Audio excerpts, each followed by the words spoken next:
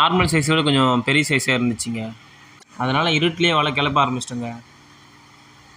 இன்றைக்கி வலை கிளப்புனதுலேருந்து முடியிற வரைக்கும் வலை ஃபுல்லாக மீன் வந்துட்டு இருந்துச்சுங்க. நீங்கள் வீடியோ தொடர்ந்து பார்த்துட்டு இருக்கீங்க, உங்களுக்கே தெரியும். ஆனால் இன்றைக்கி எவ்வளோ மீன் கிடைக்கும் நாங்கள் கொஞ்சம் கூட எதிர்பார்க்கவே இல்லைங்க. ஏதோ கொஞ்சம் மீன் கிடைக்குன்னு தான் நினச்சி வந்தோம். ஆனால் இன்றைக்கி எவ்வளோ மீன் கிடச்சிருக்கு. சின்ன மீன்லேயே ரொம்ப டேஸ்ட்டான மீன்னா அந்த நெத்திலி மீனை சொல்லலாங்க.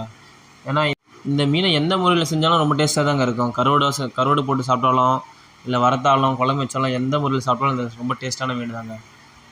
நம்ம என்ன தான் பெரிய பெரிய மீன்களை சாப்பிட்டாலும், ஆனால் இந்த மீனுக்கான டேஸ்ட் வந்து எதுலேயும் வராதுங்க. இந்த சீசனில் இந்த மீன் நம்ம தான் ஃபஸ்ட்டு பிடிக்கணும்னு நினைக்கிறேன். அதனால் இது கொஞ்சம் நல்லாவே ரேட்டு போகும் மக்களே. எப்படியும் எங்கள் ஊரில் ஒரு குண்டா 1500 2000 வரைக்கும் போகும். இன்றைக்கி ஒரு 2000 போகும் நினைக்கிறேன். பார்க்கலாம். இந்த மீன் யார் யார் சாப்பிட்டுருக்கீங்க, இதோட டேஸ்ட் எப்படின்னு கமெண்ட் பண்ணுங்கள் மக்களே. அதே போல் உங்கள் ஏரியாவில் இந்த மீன் என்ன